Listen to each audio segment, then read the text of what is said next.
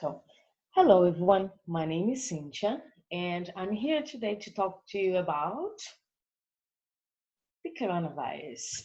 I know you already know lots about the coronavirus, but today I'll teach you some vocabulary and some important words you need to be able to talk about it in English.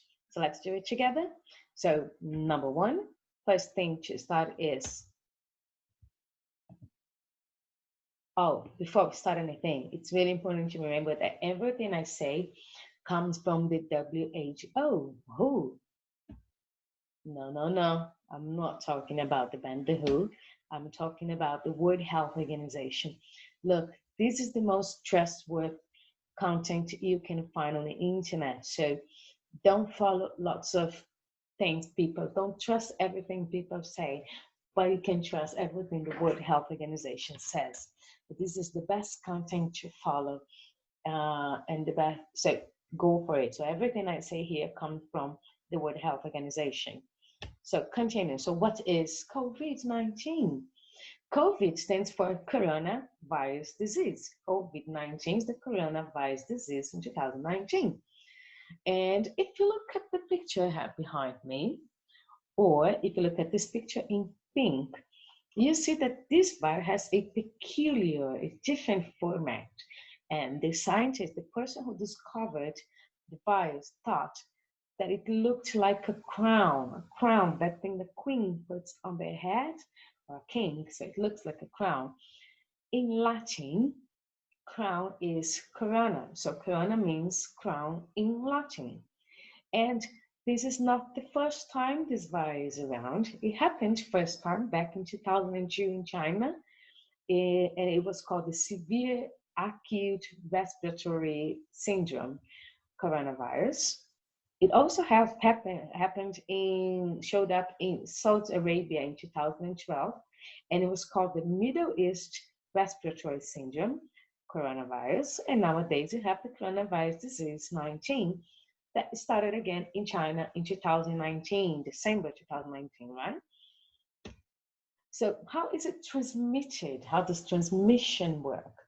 So first of all, it goes through respiratory droplets. So follow with me. You can say respiratory or respiratory droplets. Respiratory droplets comes out of your mouth every time you cough or when you sneeze or when you speak. So this means that if you're talking on the phone, there are lots of droplets, respiratory droplets coming out of your mouth. And the fact you're talking to someone, there are lots of respiratory coming out of your mouth. That's why it's important to have this social distance people have been talking about, okay? And this is interesting when it comes to the symptoms because there are two types of disease carriers. Disease carriers are the people that have the disease and then they pass this disease to another person. So this is a disease carrier. So there are two people, the symptomatic ones or the asymptomatic ones. As the name shows, symptomatic one shows the symptoms, while the asymptomatic ones don't show the symptoms.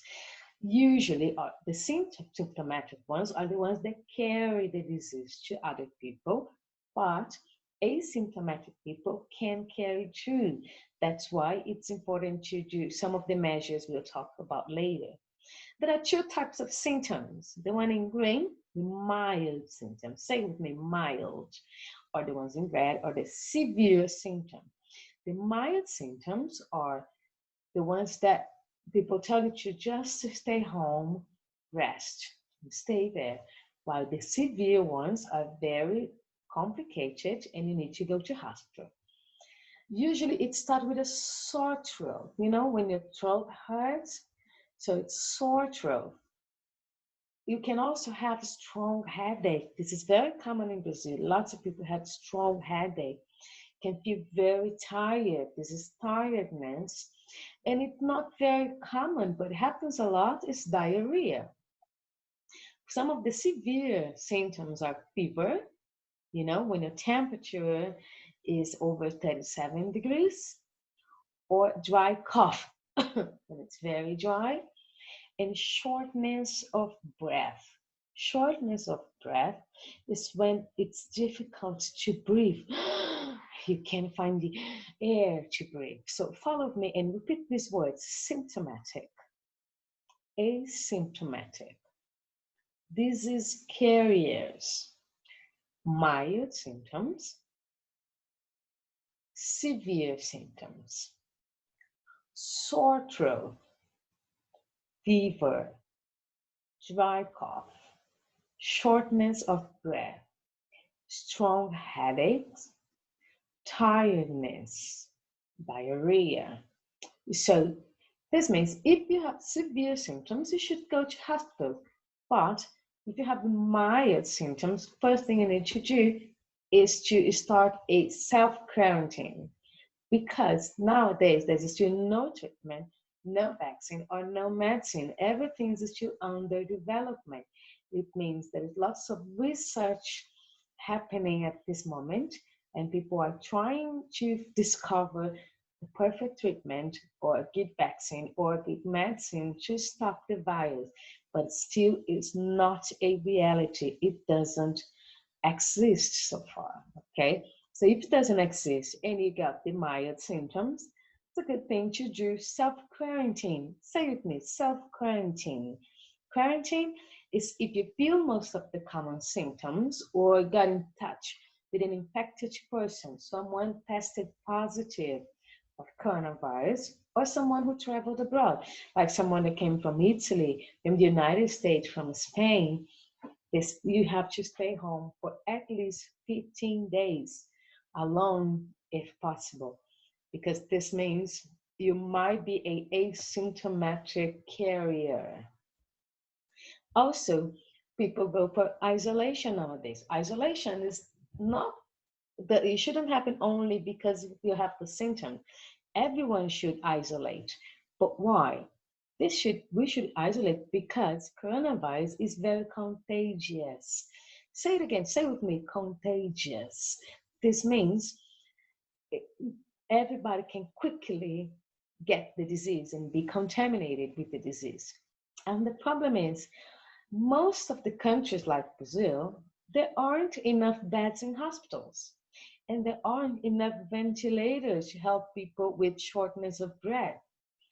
This means if everybody gets contaminated at the same time, there'll be more people in hospitals than the hospital capacity, and then lots of people will die. So we need to start this isolation quickly to flatten the curve on coronavirus. So if you look at this graphic, you see this. Without protective measures, the line goes really up because the contamination is very quick and fast. And the more people sick than the hospital can take. This means lots of people die. However, if people are isolated, less people are contaminated. And then the hospital are able to treat everyone that was contaminated, and the line will drop and flatten at a certain point. This is why isolation is so important. So that was it. Basically, that's the information you need to know about coronavirus. There are more things, of course, and you can ask me more questions if you want. But then I give you 2 homework here. One, in this link here, in exercise 1, there are some 3 texts that you need to complete with the vocabulary you saw in this video presentation. This means you can go to the link and watch the video again to answer the questions if you don't remember a word. Also, if you don't remember pronunciation, go on Google, type the word on Google Translate, and click on the speaker icon, and it will give you the sound of the word. And on a little bit more difficult homework, I'm going to give you a scenario. Imagine you have a friend, and this friend doesn't know anything about COVID-19. And you are worried about this friend. So you decided to record a video explaining everything you know to your friend. Use all of the vocabulary you learned. Watch the video as many times as you need record a video, and send it to your teacher. I hope you enjoyed the lesson, and remember, stay home. But if you can't, stay safe. Have a good day, and thank you for being here with me for a while. Bye bye.